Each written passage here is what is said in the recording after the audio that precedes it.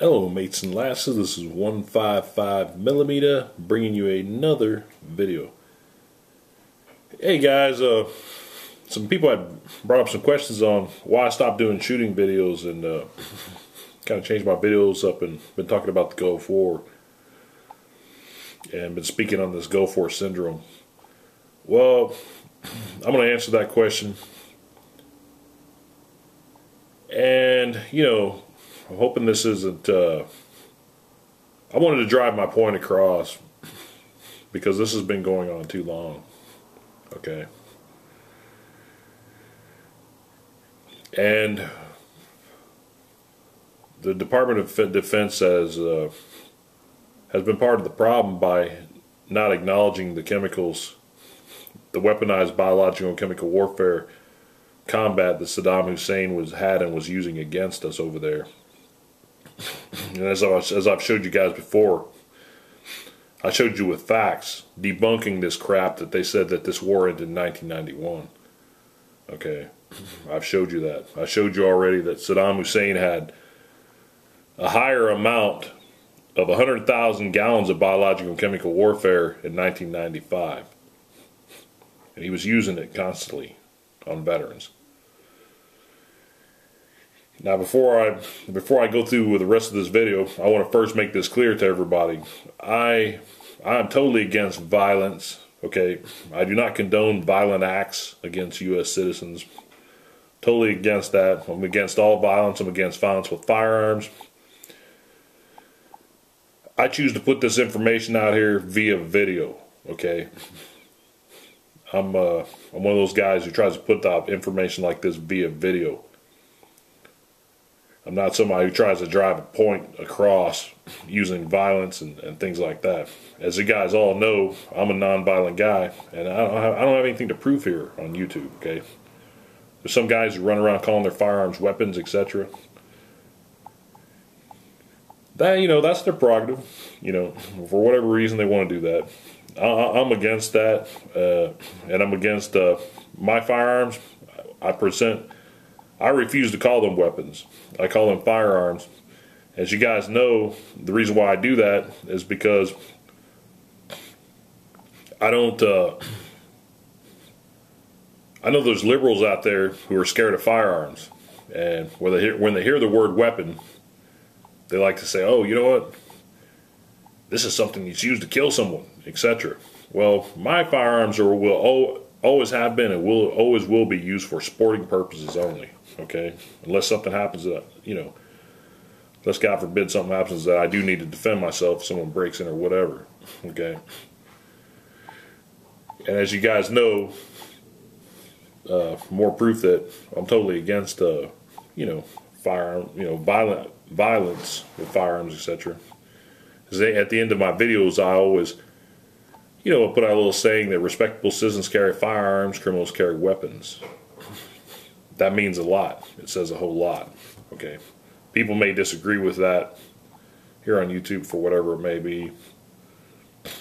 Everyone has the right to say whatever they want about their firearms, but I want to come across and let people know that I'm not a violent type of person, and that's why I call my guns firearms instead of weapons.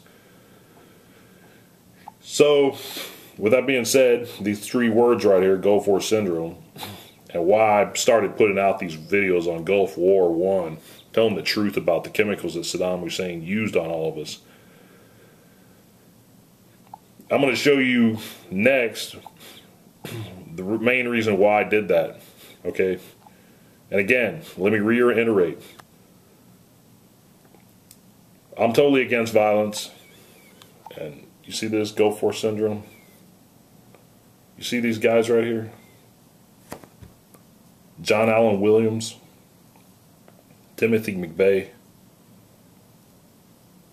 4 soldiers I didn't even mention here. The list goes on, okay? I'm totally against the acts that these guys committed in this country. I'm totally against this. I'm totally against the violence. I'm totally against...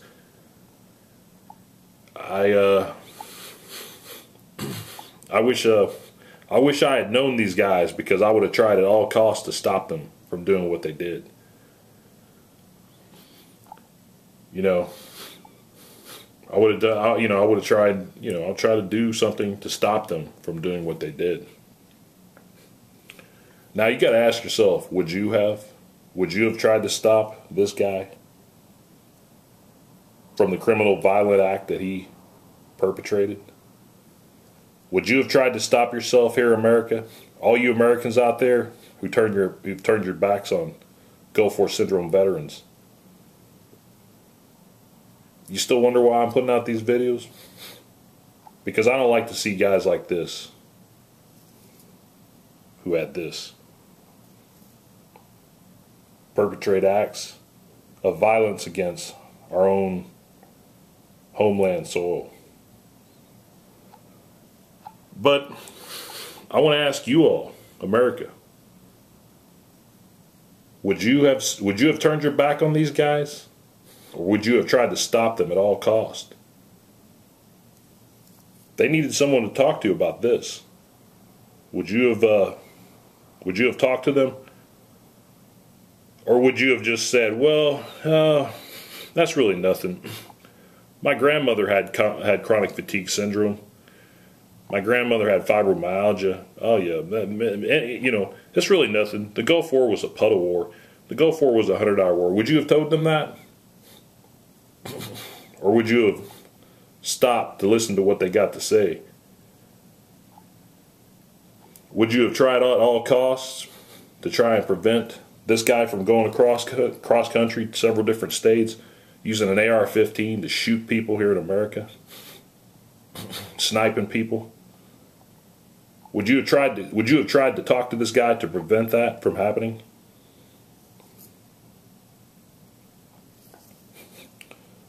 Would you have tried to prevent this guy from blowing up a federal building with a bomb? These are all Gulf War I veterans, and the list goes on. There's a whole list long. I couldn't even fill this paper with it. This guy right here, he loaded up an AR-15, walked out of his armory, and turned loose fire on his own guys. Formation. Would you have talked to this guy? If you saw this guy with problems, would you have tried to talk to him? Would you have tried to prevent this guy from doing this? Or what would you have done? Would you have just said, "Oh, this guy's weak.